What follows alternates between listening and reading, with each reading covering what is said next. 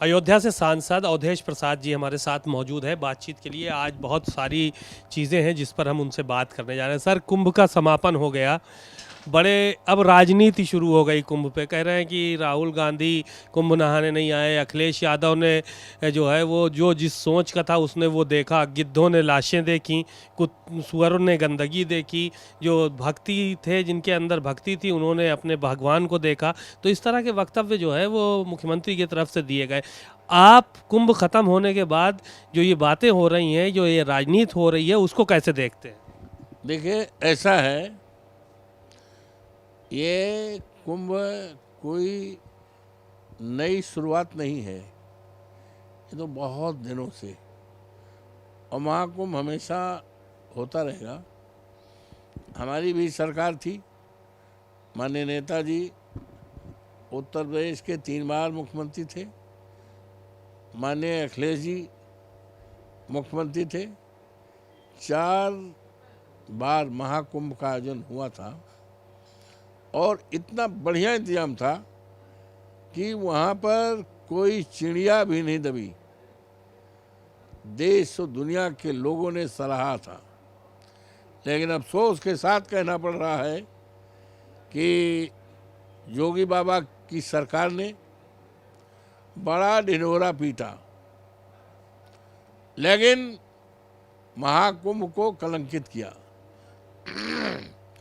कलंकित होने का कारण रहा इनकी बद इंतजामी, पैसे का बंदर बांट अधिकारियों द्वारा, जिसका नतीजा हुआ बड़े पैमाने पर जाम रहा। आज भी जाम है। अयोध्या में कल बड़े पैमाने वहाँ भीड़ आ गई, जाम लगा रहा, और अब भी लोगों सड़कों पर पड़े हुए हैं 10-10 दिन से, 15-15। चारों तरफ इस बात की आवाज़ आ रही है कि मेरे दादा नहीं आए,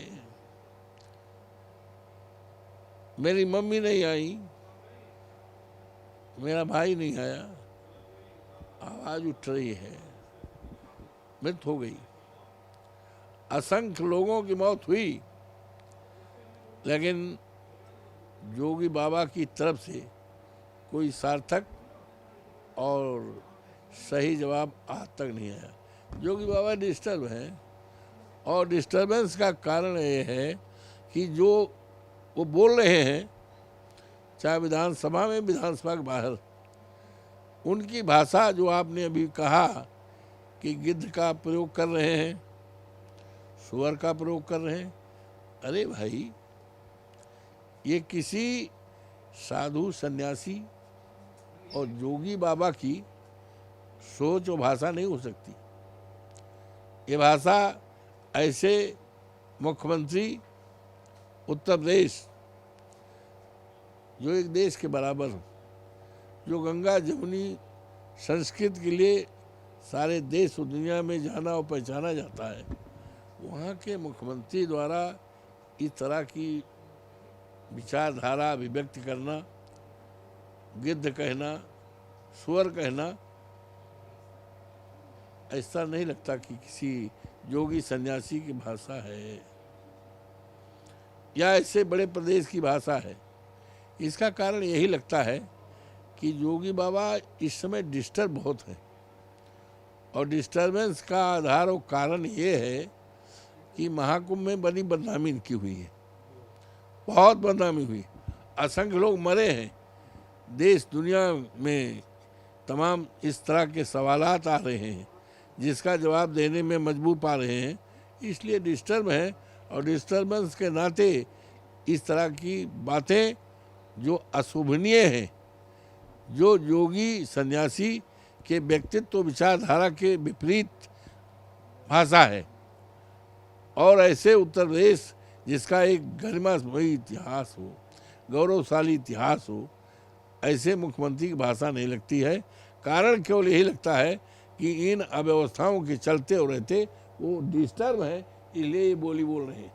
मिल्कीपुर चुनाव को लेकर कह रहे हैं कि बदला ले लिया हम लोगों ने, लोकसभा का बदला लिया गया मिल्कीपुर चुनाव में, जनता ने बदला लिया है, ये बात कही जा रही भाजपा की तरफ। ऐसा है, ऐसा है, अगर वहाँ बदला नहीं, मिल्कीपुर विधानसभा क्षेत्र बहुप्रतीक्षित चुनाव था, 10 सीटों के साथ होना था, लेकिन नहीं हुआ।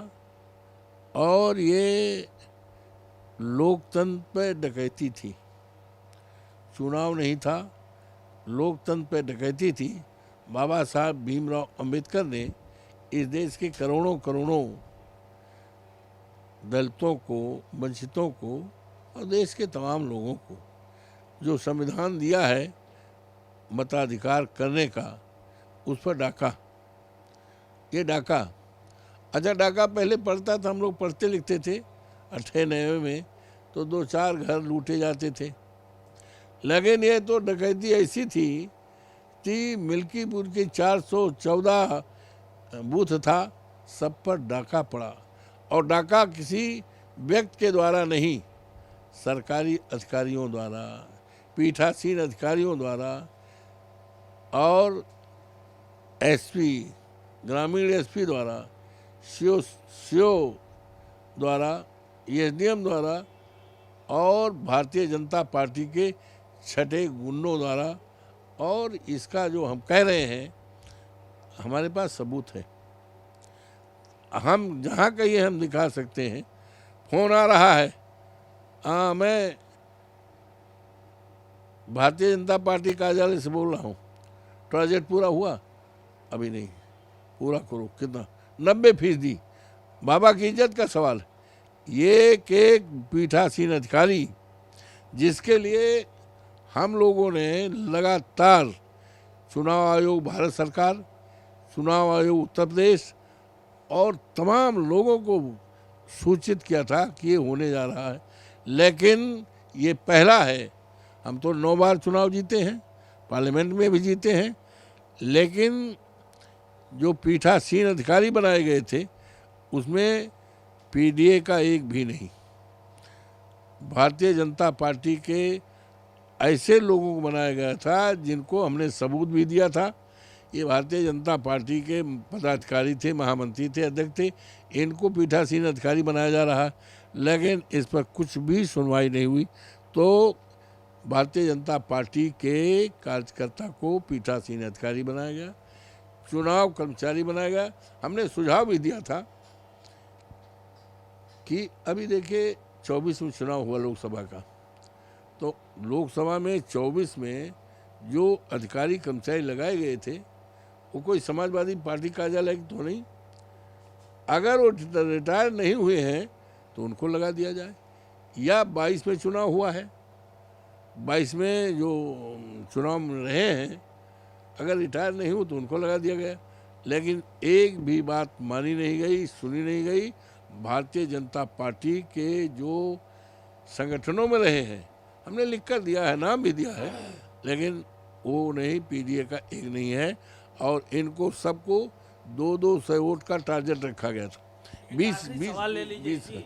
और ये पूरी तरह से अगर इस तरह ना होता तो भारतीय जनता पार्टी नाक रगड़ डालती, जमानत अपनी न मचा पाती। हमारे पास सबूत है, इस सबूत के आधार पर ये चुनाव क्वैश हो जाएगा और तमाम अधिकारी, उनके ऊपर प्रोसिक्यूशन भी चलेगा। एक आखिरी सवाल ये था कि जब काउंटिंग चल रही थी, आप माला पहने हुए थे, आपने बताया कितने वोटों से अजीत प्रसाद जीत रहे, उसको बड़ा ट्रोल किया जा रहा है सोशल मीडिया पे। भाजपा के लोग हैं, बयानबाजी कर रहे हैं कि सदमा लग गया अवधेश प्रसाद को, शायद वो इस तरह की बातें अब निकल कर रहे हैं लोग।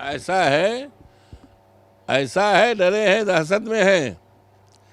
ये पूरे देश और दुनिया में ये साबित हुआ है कि मिल्कीपुर चुनाव में लोकतंत्र की हत्या हुई है, लोगों के वोटों पर डकैती पड़ी है, और इस देश की सबसे बड़ी डकैती लोकतंत्र की है।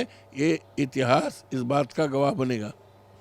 धन्यवाद। आपने सुना अवधेश प्रसाद जी को, बहुत सारी बातें कही और कहा कि लोकतंत्र पर डकैती डाली गई, यही वजह है कि वहाँ से भारतीय जनता पार्टी जीती है, नहीं तो नाक रगड़ देते तो भी समाजवादी पार्टी को हरा पाना मुश्किल था।